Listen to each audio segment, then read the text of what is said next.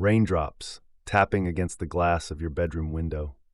As thunder echoes from the tempest raging outside, you think it's a good day to enjoy a cup of coffee and a good book with a warm blanket wrapped around your shoulders. As you walk into your kitchen and begin a brew of some fresh breakfast blend, you notice something on the counter. That wasn't there last night, you think. In fact, it's something you've never seen before. A leather-bound journal. It looks like it may have endured even worse weather in its time.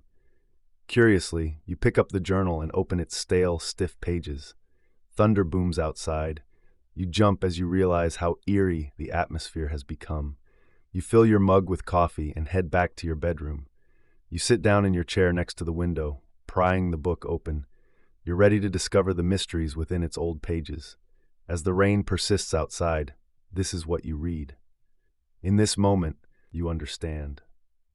This world is a creepy, strange place. I would have never thought that something with the fictional-sounding name of the rain monster could actually exist in the woods near my home, but I wouldn't be here if that was the case. My name is Xander. I'm 16 years old and live in Mason City, Iowa. My best friend Hunter is 14. You see, the rain monster is a paranormal entity that appears only when it's raining or about to. I know it sounds far-fetched. Believe me, I wish it was as fake as it sounds. Just hear me out. It was October 30th of 2015, the day before Halloween.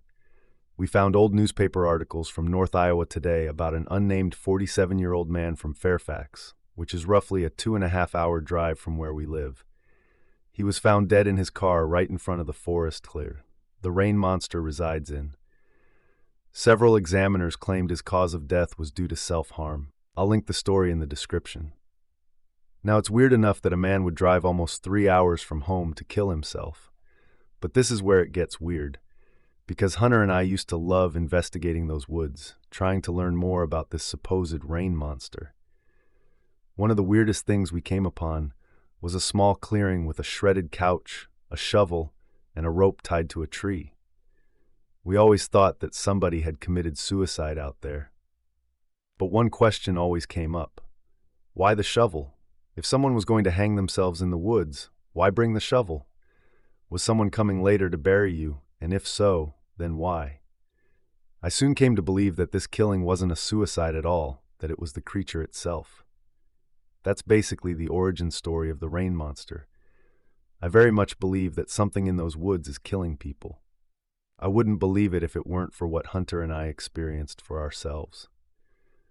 You see, long before the words rain and monster were paired together in our heads, we were just a couple of kids who liked to hang out and explore the spooky forest. We liked to pretend we were survivalists, only using what we could find to survive in the woods. Then again, surviving for an hour or two wasn't that hard. We would try to meet up in those woods as often as we could after school, spending a few hours together before Hunter's mom would call him on his cell phone saying it's time for dinner or whatever.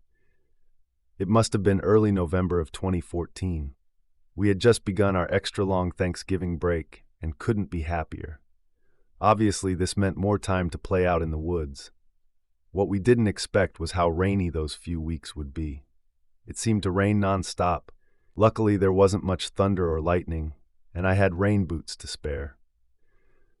I walked over to Hunter's house one day, loaning him my extra pair of boots after convincing his mother that we would be fine out in the rain. The rain was hardly noticeable, I said. Then we set out together for the place we call the entrance to hell. It was a break in the tree line of the woods where you could enter without much trouble. But by God, did it look creepy. Dead branches formed arches above us, and rotting tree trunks looked like they might snarl at you at any moment. We broke through the entrance to hell at record speed and began to race to the spot where we had been building a fort just a couple of days earlier. It wasn't far, maybe a 90-second walk from the tree line. But after we had been walking for 20 minutes, Hunter and I began to feel worried. There was no way we could be lost. We knew this forest like the back of our hands. Yet today, in the rain and overcast weather, the forest seemed like an entirely different place. We couldn't even find a trace of any structure we'd constructed before. We didn't even see the tree we had carved stick figures into. Nothing. And when we finally turned back, we couldn't find our way out. It was impossible, I'm telling you. We'd never gotten lost in those woods before, not in the years we'd been playing out there. It was my home. It was our home. But that day, it was something else. Hunter and I soon began to feel winded after jogging for a while, trying to find something we recognized. So we sat down under a tree that still had its leaves and enjoyed a baby Ruth I had in my pocket. But that's when we heard it. It sounded like breathing. Not like someone breathing next to you, more like the entire forest was breathing, as if a giant had laid down beside us and took a nap. I swear to God, I even felt the ground rise and fall a bit. I was scared. We were scared. What the hell were we hearing? We decided to cut the break short, and we continued walking, a half-eaten baby Ruth tucked haphazardly in my pocket once more. We didn't walk 20 yards before something else happened. This time it sounded like something crawling on the trees and branches above us. Hunter told me to stop and hush, and then we listened. After a moment, the sound came again. Something was jumping or moving along the branches above us. Simultaneously, our heads shot upwards, hoping to catch a glimpse of whatever was moving. I expected to see a squirrel or a raccoon, but what I didn't expect to see was nothing. I watched in horror as a tree branch jounced heavily up and down, as if something had just let go of it, but nothing had been there. Then the invisible thing landed on a different tree branch, audibly crashing down on it. The branch swayed under its weight, but still we saw nothing. But we did hear something, growling, snarling. It echoed through the forest, as if a creature 100 times our size was warning us that we shouldn't be there. We nearly choked in fear, struggling to breathe and swallow hard at the same time. I was the first to take off, then Hunter followed closely behind. All the while, the tree branches above us cracked and swayed, as the creature we couldn't see gave chase. As if by some miracle, we found the entrance to hell again, and I couldn't have been more happy. We burst through it until we were standing on the paved road once more. Then, feeling safer, we turned towards the entrance to hell, only to see its dead branches and arches moving, as if something was pushing them to the side, trying to get through. Whatever it was, had trouble getting through, because it was too big. We turned again and ran, and didn't stop until we got home. We didn't go back there for a while, but when we did, it wasn't raining. We didn't see or hear anything out of the ordinary that day. But when we did think about going back on another rainy day, when we heard the forest breathing again, we stayed far away from the tree line. We could only stare at the entrance to hell because something was looking back at us. There's something in the forests of Iowa. It kills people, and it only comes out when it rains. He kept eye contact with me, though, until we closed her bedroom door. I eventually heard him leave, slamming the front door behind him. Soon, nothing but the rain and thunder from outside were the only sounds we heard, so my friend and I decided to get some sleep. Everything was fine for a while. I was beginning to doze off, and then suddenly we heard more knocking. It wasn't polite like it was before. It went on without stopping for at least 5 minutes. When it finally did come to an end, I relaxed. I convinced my tired self that there was a good explanation for all of this, so I stayed still and tried to go to sleep. My friend's bedroom window happened to be long and wide, and it gave us a full view of her backyard. As I was half asleep, I kept my eyes on the window just in case for a few moments, and just before I could drift off to sleep, I heard faint low noises coming from outside. I opened my windows to see the same man from before jumping the fence of her yard and began slamming himself against the window over and over, yelling, pointing at the door to let him inside. At that moment, I honestly, without a shadow of a doubt, thought I was going to die. My friend was asleep, and I was alone. I heard pulling at the back door, which was already badly damaged, and it didn't even lock most of the time. I had really bad anxiety, but no panic attack I've ever had was worse than what I felt that moment. After what felt like an hour of just staying there and shaking my head at him, the guy broke a few things in her yard before jumping back over the fence. I don't think I've ever seen anyone so angry. I didn't even close my eyes again for the rest of the night, except to blink, of course. Being 15 now, I realized that man was probably on drugs and had just wandered by my friend's house. But that still doesn't explain why he had a clipboard or why he was completely dry despite the pouring rain. That man will always be a mystery to me, and it pains me to think about what he may have wanted or what he may have done if we had let him inside. When I was 13 years old, my brother and I moved into a new house in the mountains of Colorado. The upper part of the house was an old frontier cabin, over 100 years old, with a large family room and master bedroom added to the bottom of it. My mother had liked the look and feel of the old house because of the antique atmosphere and cabin-esque walls. The house was surrounded by gorgeous pine trees on every side. A deep and strong river ran not 15 feet from the house itself, and there was a pond right next door. There was a catch to this perfect home, though. The first residents had died in the house. Let's be honest, as old as the house was, it wasn't really all that surprising to hear that its history was for better or worse. There were 2 rooms on the 3rd story of the house that belonged to my brother and I. Those rooms seemed to be where this entity was most powerful and active. My brother was 17 at the time. He was commuting to his old high school an hour and a half away to finish up his senior year. He was a football and wrestling star who was graduating with very near a 4.0 and was offered several full-ride scholarships from very prestigious schools. As such, you need to understand that my brother was hyper-rational, very intelligent, and excelled at nearly everything he wanted to do. So for him to admit weakness or fear, it was something I'd never seen before. We hadn't moved into that house very long when I began to notice little things that were a bit off. One of the first odd occurrences was the hallway light between my brother and I's rooms. No matter how many times I would shut it off, it would always be on when I came back or checked again. And I wasn't the only one that experienced this. Apparently, one day when my mom was home alone, she had turned that hallway light off dozens of times because, as she said, it would just keep turning itself on again. My mother began to accuse me of leaving the hallway light on all hours of the night and day. I swore up and down that it wasn't me, but I could tell she didn't believe me. My mother was a hard woman whom my brother had inherited his hyper-rationality from.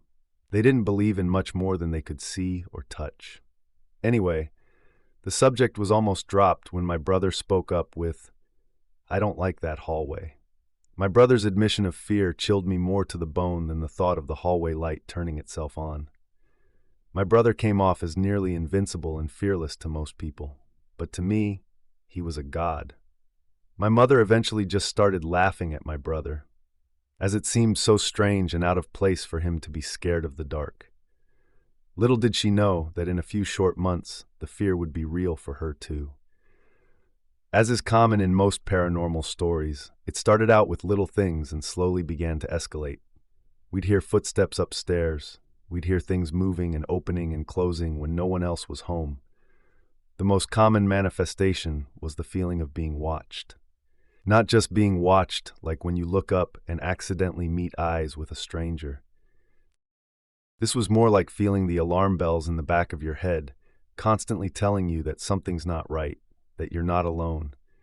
Like the way all animals have that sixth sense that warns us of the presence of something dangerous.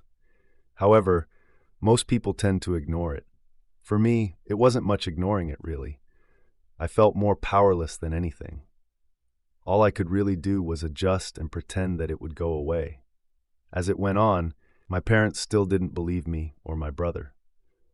My mom soon came around, though, when she herself was home alone again and experienced firsthand what we'd been trying to tell her. She was watching TV one day on the first floor when her small dog began to growl at the foot of the stairs. The hackles on his neck stood straight up.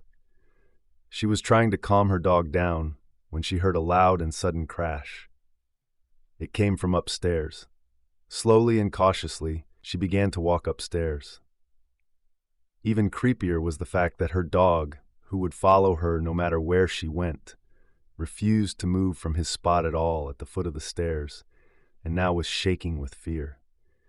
When she got upstairs, she found that 2 pictures had fallen off the walls. That may not seem weird to some people, But we live in Colorado where earthquakes and other natural disasters that could cause that don't really happen, and those pictures were very stable on the wall. Not to mention each picture was on either side of the wall, not on the same side. They both had shattered, leaving shards of glass all over the hallway.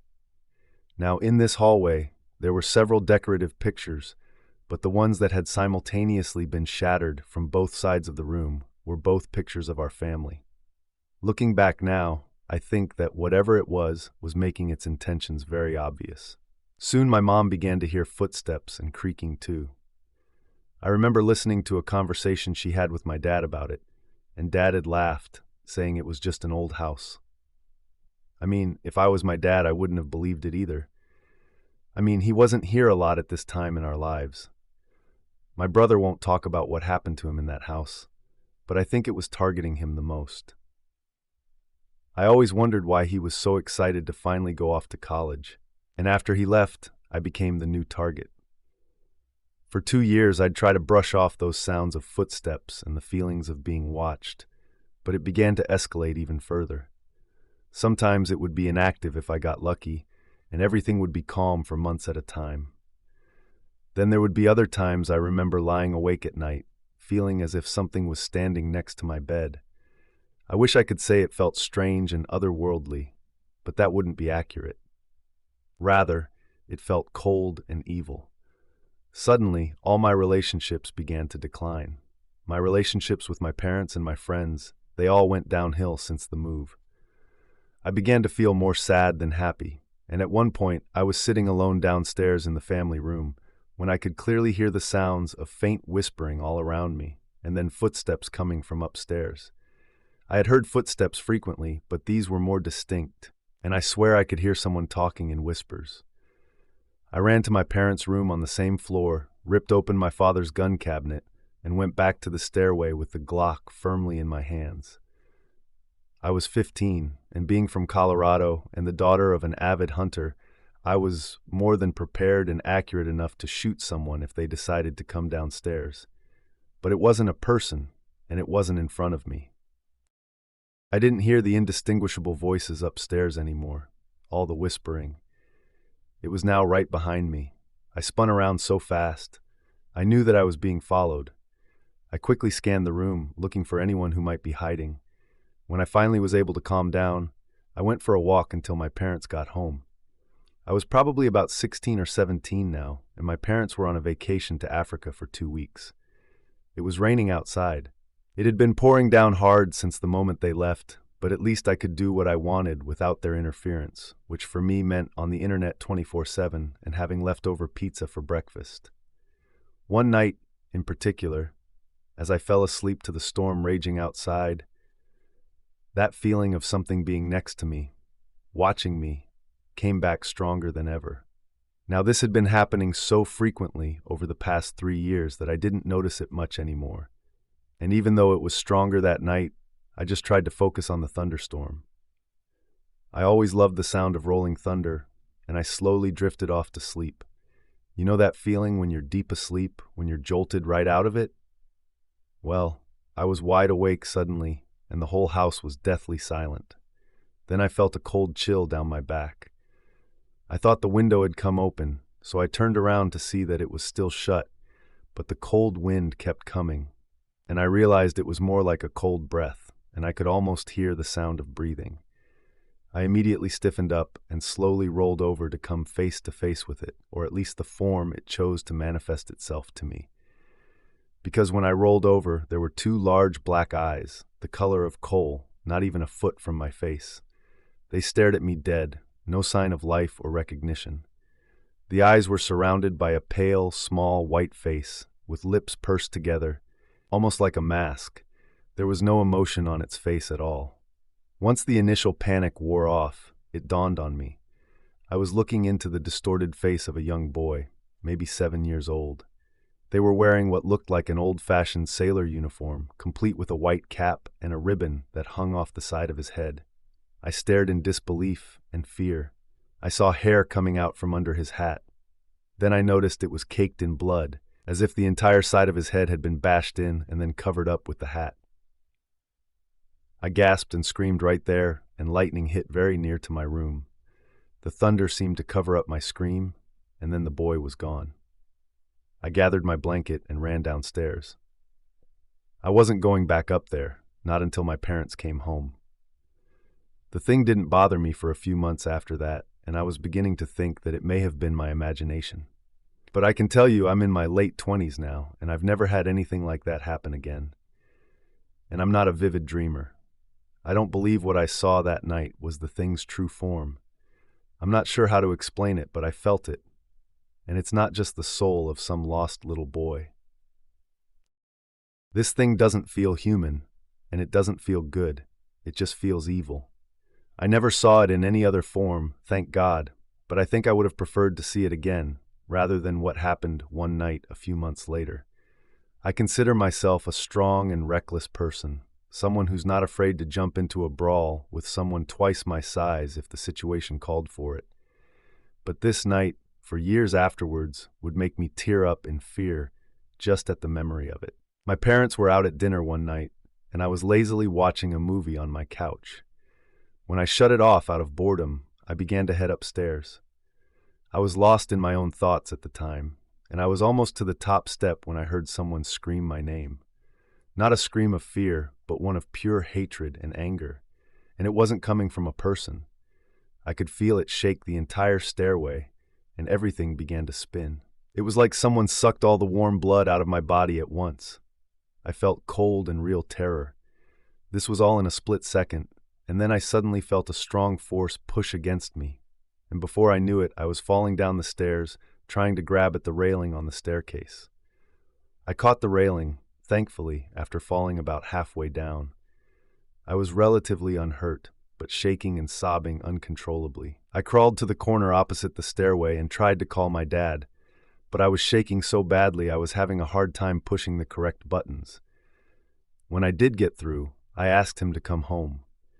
Hearing me cry like that, he became alarmed because I was not easily shaken up. But I couldn't talk about the events that just transpired, so I just told him I was scared. They cut their dinner short for me, and they drove home. My dad came inside and saw that everything was normal, and then began to tease me about being a chicken until he saw the look on my face, and whatever he saw there made him visibly pale.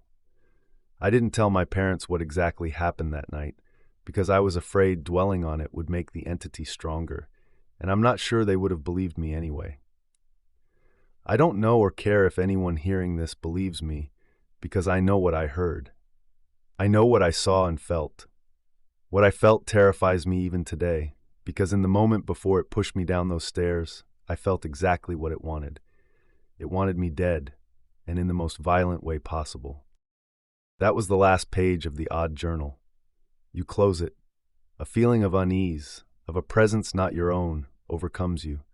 Your coffee sits on the windowsill, untouched, now as cold as the pouring rain bombarding your window. These stories, if they're as true as they claim to be, you wonder, what would it all mean? There are haunting things in this life, beings that want only to torment you, people that wish to murder you in your sleep, and oftentimes it happens in the middle of a storm. It happens when the thunder and rain drowns out the screams of terror and the cries for help. Chills run down your spine.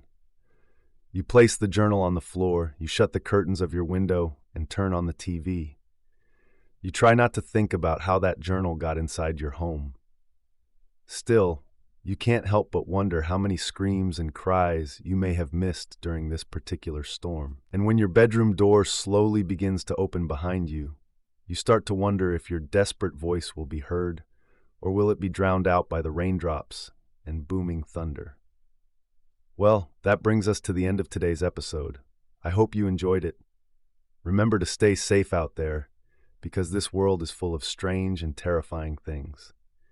If you like and enjoyed these stories, then hit the like button, press the notification bell, and subscribe for more spine-tingling content. And we will see you in the next story.